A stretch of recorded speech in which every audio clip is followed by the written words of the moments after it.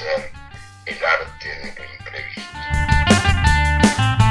A rivalidade entre Sport e Desportivo, os ricos e pobres, que acabou a dar origem ao Clube Recreativo Grandolense, e a Sociedade Musical de Fraternidade Operária Grandolense, que inspirou Zeca Afonso a imortalizar a cidade numa canção. Em abril, inevitavelmente Grândola, com testemunhos de Flaviano Dias, Augusto da Silva, Jorge Louro, Alcides Bizarro e Luís Filipe Silva. Quinto episódio da série comemorativa dos 50 anos do 25 de abril de 1974.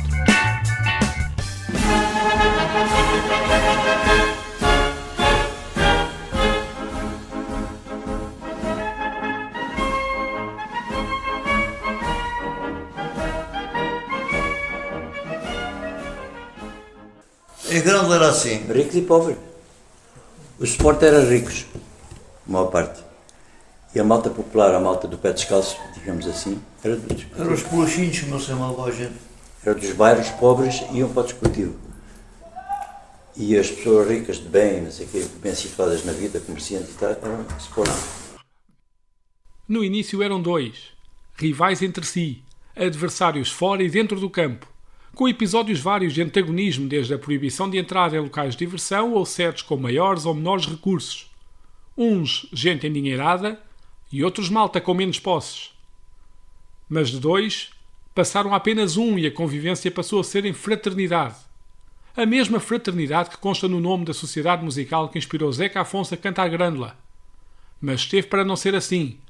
Tal como no futebol, ao início a poesia era outra. Da mesma maneira que os espaços no início da canção são igualmente matéria para baralhar fatos tidos como certos. Não é uma marcha militar, coisa nenhuma. A história conta uma realidade diferente. Inevitavelmente, a série de episódios dedicados aos 50 anos do 25 de abril de 1974, procurando estabelecer uma ponte entre locais, histórias e acontecimentos da Revolução com o futebol, tinha de passar por Grândola. Logo à entrada da cidade encontra-se o Estádio Municipal, casa do Clube Recreativo Grandolense, e mais no centro reside a Sociedade Musical de Fraternidade Operária Grandolense, também conhecida por Música Velha, espaço que foi chave para nascer o tema que se tornou senha para a Revolução. O Tó Madeira visitou ambos e tropeçou novamente em história. A viagem, tal como se apresenta a quem chega de fora, começa pelo estádio. É manhã de sábado, dia de jogos para a formação do emblema alentejano, e é lá que encontro Flaviano Dias, Augusto da Silva e Jorge Louro. O primeiro foi jogador do Sport Clube Grandolense, fundado em 1922, enquanto o segundo jogou 16 anos pelo Clube Desportivo e Artístico Grandolense, fundado em 1958. Já o terceiro é o presidente do Clube Recreativo Grandolense, fundado em 1989.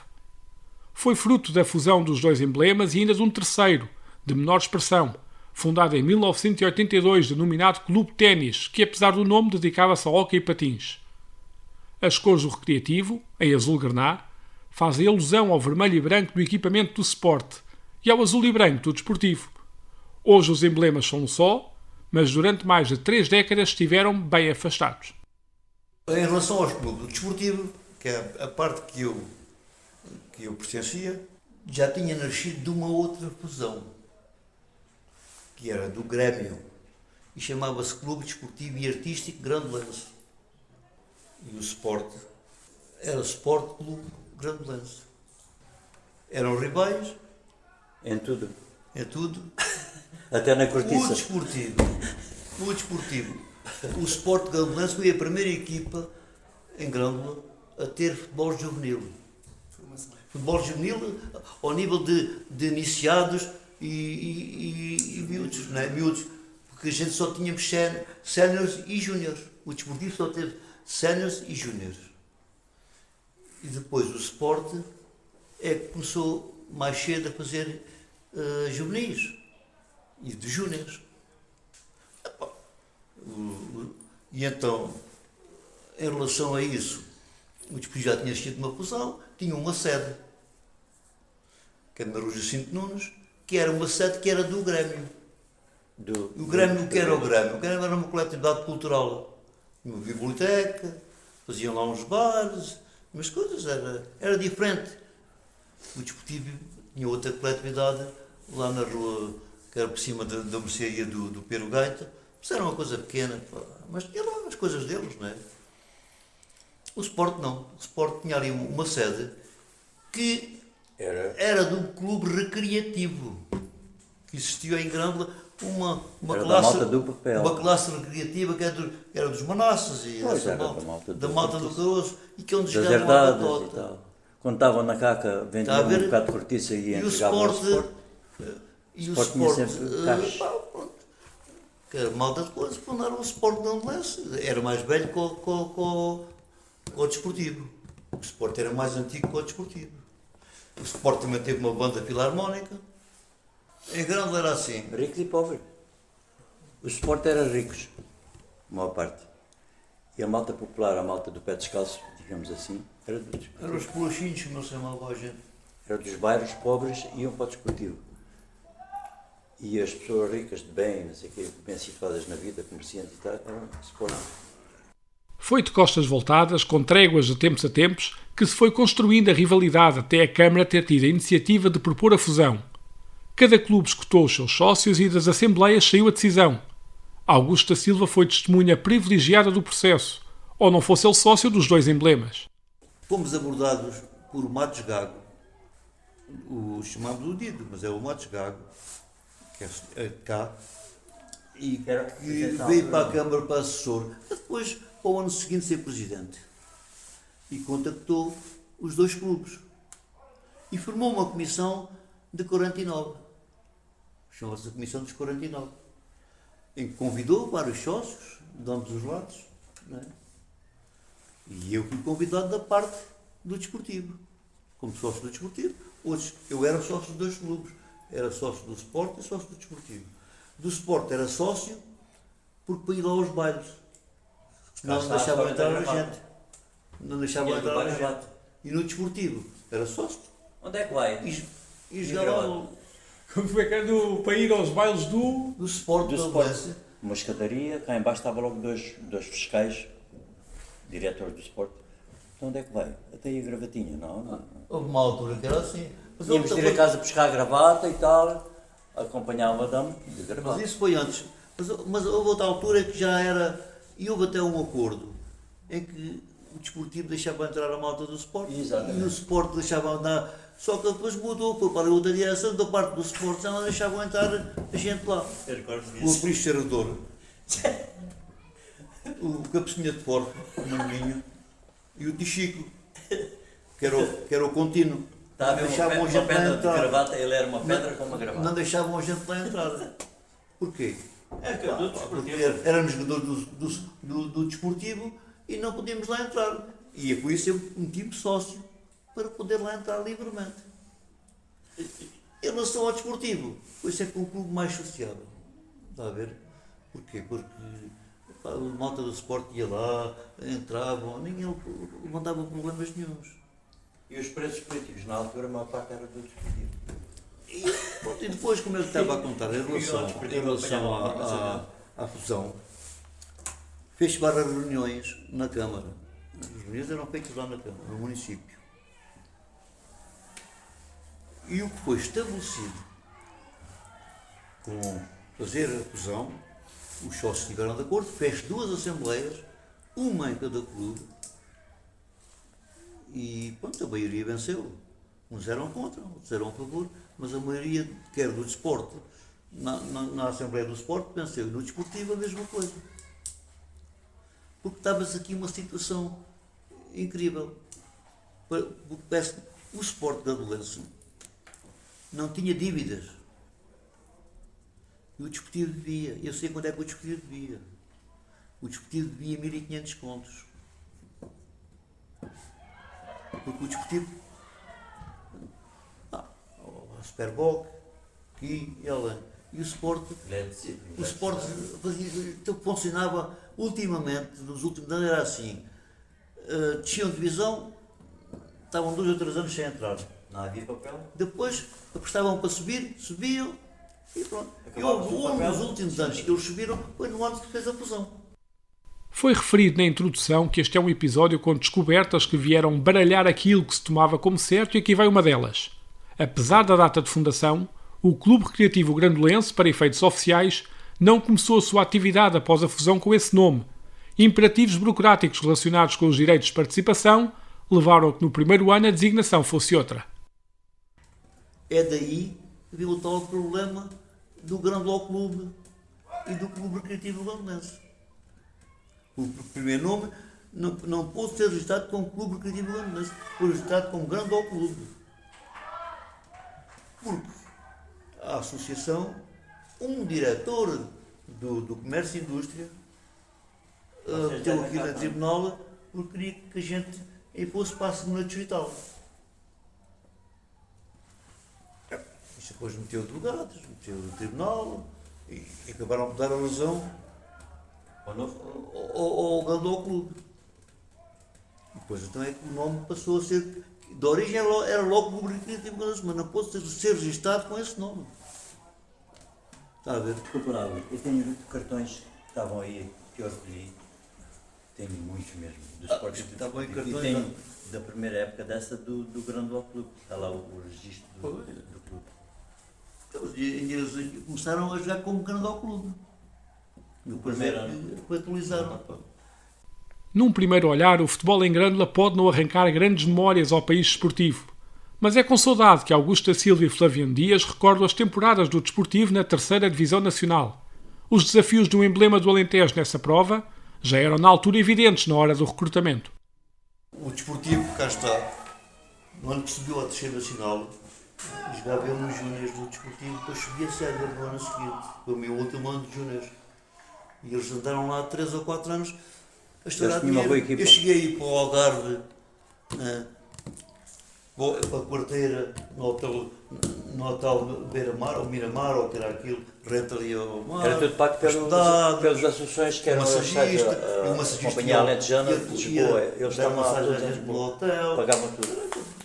Fomos a Lamego eliminar o Lamego. Fomos eliminar o Portimonense, o Algarve. Havia uma altura que era esta assim, recordas-te, Augusto? Estava na 3ª Divisão Nacional, tinha uma bela equipa.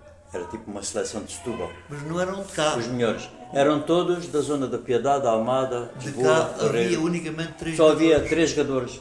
E então faziam treino conjunto semanal. Treinar a Palmela. Iam treinar a Palmela ou a Piedade. Está a ver? Daqui só ia um massagista, ia 2 jogadores e um... Daqui eu, o Marta, o Zé Manuel Marta, o Zé Banana. Era 2 ou 3, o resto era tudo de Lisboa. Era tudo malta da Piedade. Mas pagos. Da Piedade, de Monte da Caparica, da Almada, daquela zona. E havia um autocarro que era nosso. Ao serviço da equipa deles. Que depois foi apreendido. Esse autocarro era uma web, tinha-no comprado ao Porto de Faria, que era da CUF, na altura CUF. E que não o pagaram. E depois foi apreendido. Eu estava lá pendurado. O desportivo e o Sport viviam do futebol da rua. Do Bar da Nau, da Aldeia Nova, do Bar São João, nesses clubes que se criavam nos bairros. Malta de pé descalço. Está a ver? Foi daí que eu vi. Na relação entre Grândola e o futebol há 2 nomes que colocam a cidade no mapa. Ezequiel Batista e Diniz Vital. Ambos jogadores que chegaram à seleção nacional. O primeiro chegou a jogar no Futebol Clube do Porto na temporada 1949-50, fazendo depois carreira em Braga. Já o segundo destacou-se no Vitória de Setúbal europeu do final da década de 60, mas notabilizou-se igualmente como treinador, cabendo-lhe a honra de ter subido o Juventude de Évora à primeira divisão. Diniz Vital, eu era puto, já ele era sénior. Eu ainda joguei... Morava no meu bairro, esse. Eu ainda joguei contra o Diniz Vital, aqui no... Ele estava a treinar o Juventude de Évora e coisa, e joguei contra ele aqui em Grândola. O Diniz era... Não, o Diniz, vamos lá ver, o Diniz oficialmente nunca jogou aqui em Grândola. Jogou com o cartão de outros. Na altura fosse isso aquela... O gajo era inscrito, pode jogar. Já que não há problema. E depois ele foi para o Gestão de Évora. Toda a malta pensa que ele é de Évora, mas não, ele é daqui, nascido e criado. Então nascido e criado cá. Só aos 20 anos e pico é que ele foi para lá. Mas ele jogar a bola, o Ezequiel Batista. Jogou no Braga. Era o Tito Zé Manuel Bombeiro. Sim, jogou no Braga. Foi internacional. E jogou no Braga e jogou no Caldas também. No Caldas, exatamente. O Vital ainda o conhecia jogar. Eu também conhecia jogar. E aí quando ele teve no Vitória de Setúbal, aquelas épocas que o Vitória teve aí no Oz, nas provas europeias. E foi o primeiro guarda-redes internacional militar. Reza a lenda que a seguir ao 25 de abril de 1974 há uma icónica fotografia da equipa do Desportivo alinhada no meio-campo antes do jogo com os cravos da Revolução na mão. Não foi possível conhecer esse registro, mas em compensação ficamos a saber mais sobre outro nome grande do futebol da terra, Manuel Gameiro, a quem é dedicado um torneio anual. Essa fotografia está o Manuel Gameiro, que era o senhor, que era o símbolo do clube. Esse sim, o símbolo do clube. Teve sempre com o desportivo, sempre com o recreativo, com tudo. Era o cobrador das cotas, era o senhor que cobrava as cotas, incansável. Ainda hoje o clube faz um torneio todos os anos, que é o torneio Manuel Gameiro, em homenagem, e a família dele. Esse era o símbolo do.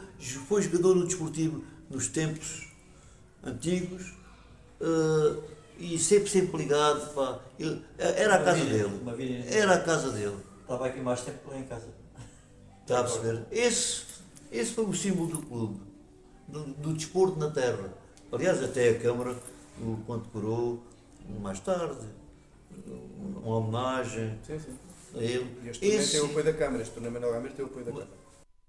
Jorge Louro, 49 anos, está ligado ao Grandolense há mais de uma década e já foi treinador, pai de 3 atletas e desde há um ano é também presidente.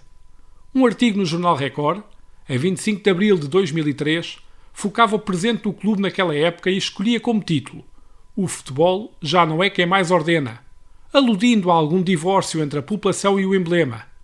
Agora, mais de 20 anos depois, Jorge Louro não nega que é necessário trabalhar na aproximação das gentes ao clube, mas destaca o trabalho feito ao nível da formação. São mais de 200 atletas a vestir o azul-graná.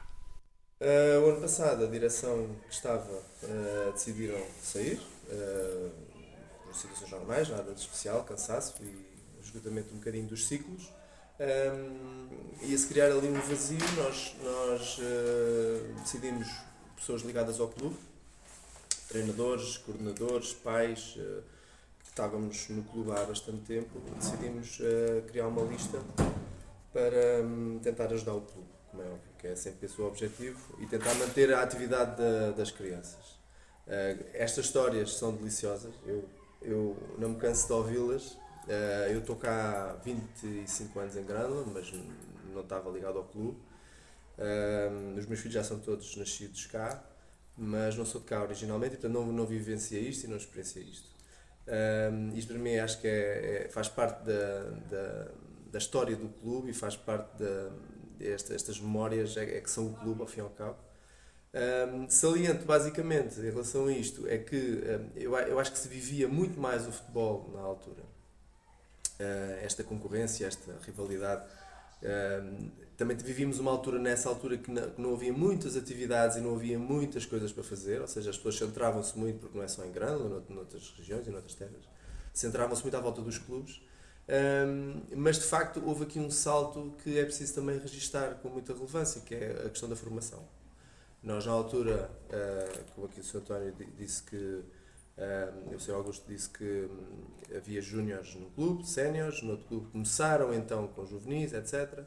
Nós neste momento temos desde petizes, temos 10 equipas, temos 200 atletas aqui a treinar. Portanto, ou seja, acho que se perdeu um bocadinho aquela magia à volta do clube, a rivalidade, as pessoas a seguirem, a virem ao estádio, de facto. Estamos a tentar conquistar isso de volta, mas não é fácil, porque também há muitas atrações hoje em dia, há muitas coisas para fazer. Grândola, por exemplo, é uma terra com muitas atividades desportivas e ainda bem, é muito eclética e, portanto, os miúdos dispersam, já são poucos, temos uma densidade populacional muito baixa. O turismo é apontado como um fator benéfico no crescimento do número de atletas na formação, mas Jorge Louro refere dificuldade para a construção da equipa sénior. Tal como a história contada por Augusto da Silva, também nos dias de hoje montar um plantel competitivo com os jogadores da terra é um desafio para o qual é necessário paciência e perseverança. Nós estamos a crescer em termos de número de atletas, também um bocado fruto do turismo que está a chegar aqui ao Alentejo e que traz muitos miúdos também e que é uma forma até, quando os pais se encontram deslocados, Quer dizer, já não vale a pena falar dos benefícios do desporto, não é? Acho que isso é chover no molhado, como costuma dizer. A importância, a socialização, etc. Mas, por exemplo, este aspecto específico que é as pessoas vêm para cá, trazem as famílias em trabalho, novos projetos, etc. Querem que os miúdos mudam de escola, mudam de amigos, mudam, etc. Uma forma que eles têm, que os pais têm, já me relataram isso, dezenas deles, para que os miúdos se integrem, para que os miúdos façam esse processo de forma mais fácil, é o clube, é o futebol. Agora, é difícil esta questão da ligação dos jogadores ao clube, por exemplo, em séniores, ter jogadores da terra, não ter jogadores da terra, ter um clube mais competitivo, ter um clube menos competitivo, é um dilema, é uma luta diária, tentarmos reter. Também há aqui um fenómeno que acontece, que é quando os miúdos sobem a séniores ou no segundo ano de júnior, entram nas universidades, e portanto é quando nós os perdemos, digamos assim. Nós temos matéria para termos miúdos a jogar nos séniores, temos qualidade, mas a escola, e como é óbvio, temos que priorizar isso, como é óbvio, leva-nos os miúdos, ao fim e ao cabo. E portanto é aí que se perde um bocadinho a ligação dos séniores à vila, a termos séniores de Grândola ou da região, e é uma luta que temos tentado ter. Vamos tentar ter mais jogadores de Grândola, mas não é fácil. Não é fácil porque nós queremos manter na primeira divisão da distrital, e não temos grande matéria, digamos assim. E portanto temos sempre que recorrer, aliás, o Augusto falou nisso, quando estavam na terceira divisão, quantos é que estavam aqui de Grândola? E nessa altura não havia mais desporto, havia pouca universidade, e no entanto havia 3 de Grândola. Isto são histórias que eu estou a ouvir também, algumas já ouvi o Augusto falar, outras estou a ouvir pela primeira vez, e de facto é difícil. Agora, não há dúvida de uma coisa, é que o que traz as pessoas aos campos, para além dos miúdos, isso aí os pais vêm, e temos aqui, o campo ainda hoje está aqui cheio, são os resultados, sobretudo na equipa sénior, são os resultados e é a ligação com os jogadores da terra. Isso não há dúvida. Como é que isso se faz? Aí é que é a dificuldade. Pronto, e é isso que temos que trabalhar. O Grandolense ocupa atualmente o 12º lugar da primeira divisão distrital da Associação de Futebol de Setúbal e está a viver uma temporada feliz na Taça Joaquim José Sousa Marques. Depois de se ter qualificado para a fase final, ultrapassou na primeira eliminatória o Oriental Dragon com triunfo por 2-1 e nos quartos de final venceu após grandes penalidades o Sesimbra. No próximo dia 1 de maio joga a meia-final com o Vasco da Gama. Quem vencer este troféu conquista o direito a participar na Taça de Portugal 2024-25. Oportunidade para escutar mais uma história e conhecer outro nome grande. Caradas. É uma taça distrital. É uma taça distrital de Setúbal. Já ganhamos uma vez. Ganha. Para essa história da Mégia. Ganha comigo na direção, como vice-presidente. No recreativo. E o próprio jogo tem uma história. Ganhámos no Bonfim, ao Cova da Piedade, que subiu divisão à terceira divisão na altura. Ficaram em primeiro no campeonato. Essa equipa que foi à final da taça ficou em primeiro no campeonato, e nós tivemos a final com eles, e está aqui 2 pessoas que viveram isso, mas começámos a perder 2-0, e fizemos a remontada. Acho que foi um momento dos maiores momentos do clube. Conseguimos empatar na primeira parte, ainda 2-2, marcou o Caradas os 2 golos, e depois na segunda parte o rapaz de Setúbal que nós tínhamos cá a jogar, que era o Besugo, que já tinha sido júnior de Vitória, num livre, marcou o gol da Vitória. E aguentámos. Nós não éramos os favoritos, eles o Piedade é que eram os favoritos. Ia perder 2-0. O Caradas também foi um jogador marcante aqui do clube, foi um dos jogadores que teve mais sucesso, apesar de tudo, não foi uma carreira de topo, mas digamos, para o clube foi um dos jogadores que mais marcou o clube em termos de sucesso desportivo, e teve ligado ao clube também muitos anos. Aliás, fizemos este ano ou ano passado, já não lembro se foi este ano ou se foi ano passado, 24-23, fizemos uma festa de despedida dele, que ele ainda tentou fazer mais uma época pelo Grandolense, mas entretanto um joelho que o andou a massacrar há vários anos não o deixou, e tivemos que fazer a homenagem de despedida dele, e a homenagem merecida. E foi ele que marcou os 2 golos que permitiu a remontada, depois com esse livre do tal Besugo. Já voltaremos ao Estádio Municipal para uma última história sobre a rivalidade entre Sport e Desportivo, mas por agora vamos ao centro de Grândola. É lá que se encontra a Sociedade Musical Fraternidade Operária Grandolense, espaço onde Zeca Afonso atuou em 1964, no aniversário da coletividade. Quem acompanha este podcast poderá ter escutado no episódio 21 eu admitir que estava meio sem jeito ao encontrar-me na parada Chaimite, na Escola Prática de Cavalaria, por sentir que estava a pisar história. E a esse propósito, cá vamos nós outra vez. Esta foi a sala onde o José Afonso está completamente diferente. A sala era dividida, portanto era só esta parte assim para aí, porque havia duas partes. Tinha um palco aqui ao fundo, até pois há uma foto, está lá no museu. Mas pronto, havia um palco e ele toca nesse palco. E foi nesse palco que ele tocou. Exatamente. Mas a sala, o espaço é este no fundo. Era mais pequeno, pronto, era um espaço mais pequeno. Depois havia ali uma coisa, exatamente, uma sala de projeção para cinema. Sim. Exatamente, depois tem aqui o Cine Teatro. E havia aqui também umas salas de individuais, de estudo individual. É a biblioteca mesmo. Exatamente, ali ao canto. Exatamente, sim. Depois essas salas desapareceram e isto alargou para lá também. Escutámos as vozes de Alcides Bizarro, chefe da Divisão de Cultura e Desenvolvimento Social do município de Grândola, e Luís Filipe Silva, maestro. Estávamos na sala onde Zeca Afonso atuou e onde interrompemos uma aula que decorria, mas já iremos saber mais sobre os jovens músicos desta coletividade. Para já, Alcides Bizarro conta-nos a relação entre a sociedade, também conhecida por música velha, Zeca Afonso e o tema Grândola Vila Morena. O José Afonso veio aqui pela primeira vez em 17 de maio de 1964. Era o aniversário da sociedade. A sociedade é uma sociedade mais que centenária, portanto é a mais antiga coletividade do concelho e celebra o seu aniversário em 1 de maio, é a data de fundação. Mas no dia 17 de maio havia o tal concerto em que, portanto, o José Afonso é, de certo modo, escolhido para atuar aqui por via do Hélder Costa, do teatro, exatamente. O Hélder Costa é grandolense, conheceu o José Afonso em Coimbra, trabalhava aqui na coletividade, também na área do teatro, portanto, e ele com o José da Conceição, que era o vice-presidente da coletividade, e pronto, e toda a direção, portanto, mas por iniciativa também do Hélder, convidaram o José Afonso a vir cá. Pronto, ele veio cedo, veio com a Zélia, foi o José da Conceição que foi buscar à estação, portanto a estação não sei se... Pronto, mas é uma estação que depois faz um percurso, ele fez o percurso a pé e tal, pronto. O espetáculo correu bastante bem, se bem que com pequenos detalhes, pronto, ele era para ser acompanhado pelo Rui Pato, mas a coletividade esqueceu-se de mandar a carta ao Rui Pato e, portanto, o Rui Pato não apareceu, obviamente. Também no cartaz, portanto, havia uma primeira parte com o Carlos Paredes e aparece também um nome, que era um ciclista, em vez de ser um músico.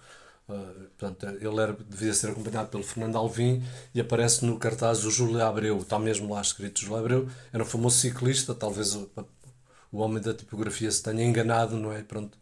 São pequenos pormenores, mas o espetáculo correu bastante bem. Ele ficou muito impressionado, tanto que ele manda logo uma carta aos pais a falar do espírito quase revolucionário das pessoas que conheceu e da forma como a coletividade, pronto, estava organizada e o público de ser muito ativo e muito empenhado e tal. Zeca Afonso coloca a experiência em Grândola em forma de poema e os versos tinham inicialmente algumas diferenças em relação à versão que veio posteriormente a ser adotada como final. Os primeiros registros falam em capital da cortesia. Certo é que dias depois o Zé da Conceição recebe uma carta com o agradecimento do Zeca Afonso pelo modo como tinha sido recebido e com a primeira versão do Grândola Vila Morena. As três primeiras quadras, uma das quais depois o José Afonso deixou de usar, que era capital da cortesia, não se tema de oferecer, quem vem a Grândola um dia, muita coisa a trazer, era uma coisa assim, não é?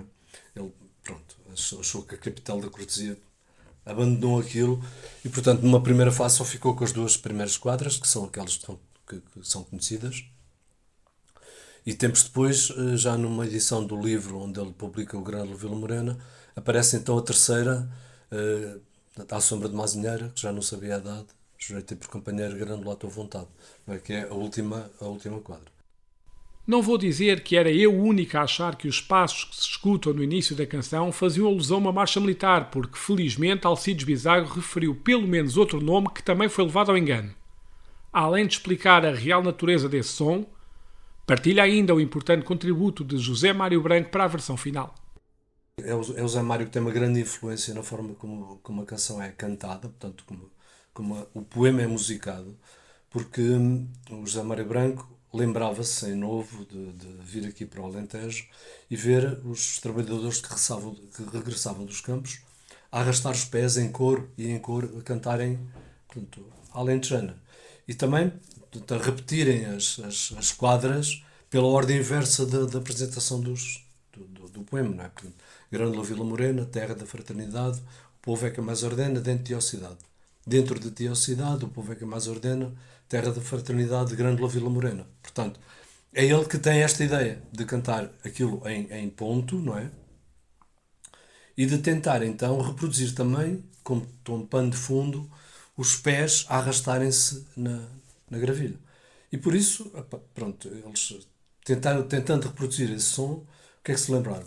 Descobriram um pátio cá embaixo no castelo de Roville que tinha gravilha, mesmo gravilha. Ele foi lá ver que o som era perfeito. Né? Só que havia um problema, que ele tinha um muro, do outro lado era uma estrada muito concorrida, carros a passar regularmente. Então eles foram para lá às 3 da manhã, entre as 3 e as 4 da manhã, fizeram a gravação, atiraram cabos das janelas lá do estúdio, não sei o quê, porque era... e fizeram a gravação daquilo, só o arrastado dos passos, sons. No dia seguinte, lá o produtor, o técnico de som, o engenheiro de som, pôs aquilo nos auscultadores e o Zé Mário, o José Afonso, e com o coro do Zé Mário e do Fanhais, gravaram a canção que depois se tornou o senha do 25 de Abril e símbolo também pronto, que é hoje, no fundo, o Grândola Vila Morena hoje é um símbolo de resistência a todas as formas de opressão. É cantado em todo o mundo, não é? Contra todas as formas de tirania, sejam elas quais forem, e portanto, transformou-se um símbolo importante e, de facto, para Grândola é um orgulho termos, no fundo, estarmos ligados a estes valores tão nobres de democracia, liberdade. Nós editámos um livro, fizemos uma homenagem ao José Afonso e editámos depois um livro sobre o José Afonso e o José Mário Branco publicou um texto inédito, ou seja, ofereceu-nos o texto, e onde ele diz até que portanto, a canção tem um destino histórico, mas fruto de um engano tecnológico, como ele chama, um engano tecnológico.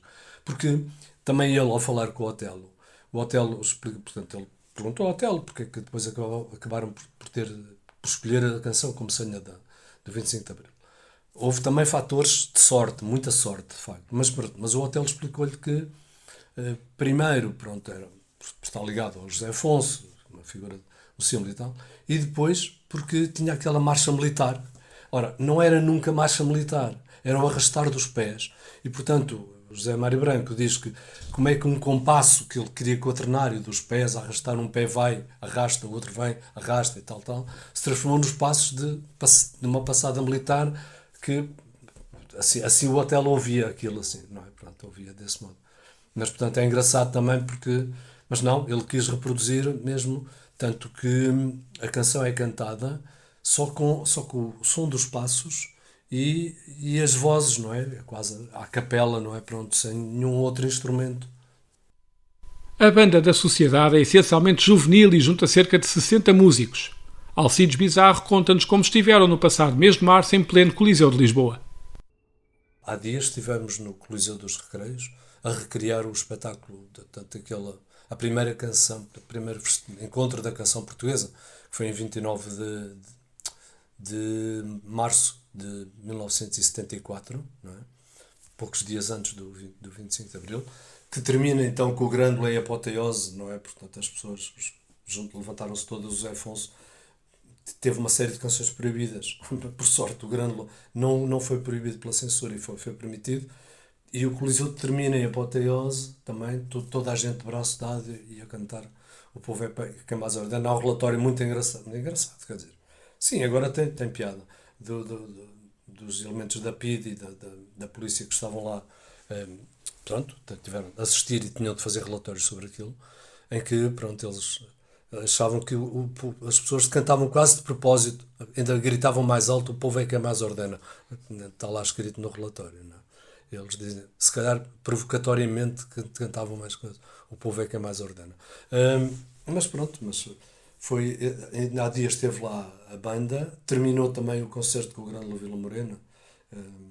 Foi um espetáculo com a banda, com o Francisco Fanhais e com o João Afonso, que é sobrinho do Zeca Afonso. E foi de facto as pessoas ficarem impressionadíssimas com a juventude e com a qualidade que a banda tem, de facto. O município e a sociedade integram o Observatório da Canção de Protesto, organismo constituído igualmente pela Associação José Afonso, o Centro de Estudos de Sociologia e Estética Musical, o Instituto de História Contemporânea e o Instituto de Etnomusicologia. Além do estudo da canção de protesto, a entidade organiza anualmente, por alturas do verão, o Encontro da Canção de Protesto. Antes disso, a 20 de abril, inaugurou o núcleo museológico dedicado à canção Grândola Vila Morena. Vamos inaugurar dentro de dias, em 20 de abril, um núcleo museológico totalmente dedicado à história da canção Grândola Vila Morena. A todas as fases, desde todos aquilo que nós dizemos que são os passos também da canção, não é? Pronto. Desde que o José Afonso vem aqui a Grândola, o primeiro encontro do José Afonso com a coletividade, até a canção se tornar um símbolo de resistência, exatamente. O museu conta essa história, é aquilo que se chama uma experiência imersiva, porque a pessoa mergulha mesmo, por exemplo, ao percorrer aquilo, entra primeiro no período da ditadura, claramente entra até através de a porta de uma cela, não é? Pronto.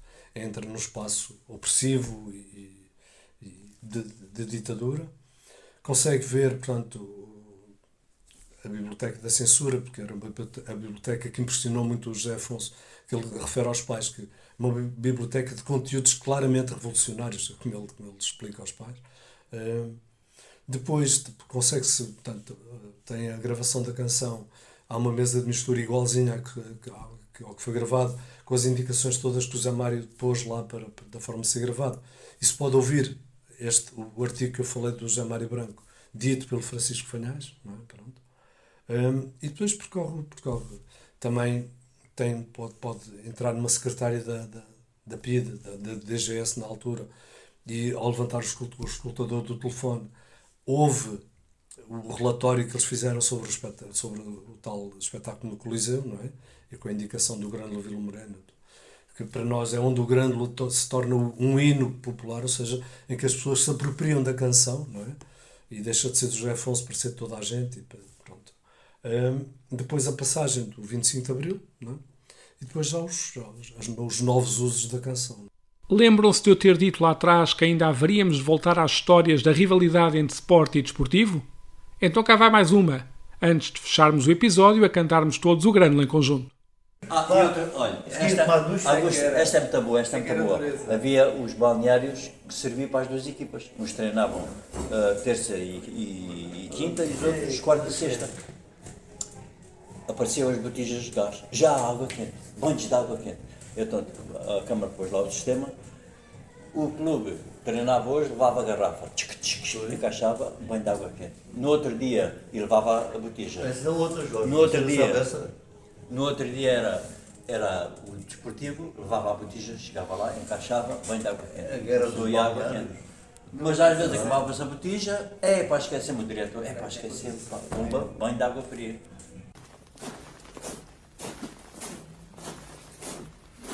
Grândola Vila Morena, terra da fraternidade,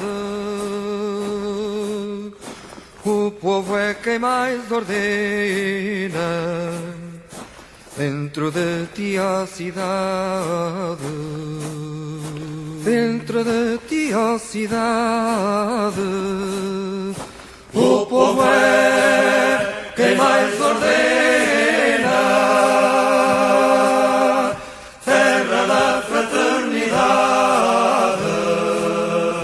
Grândola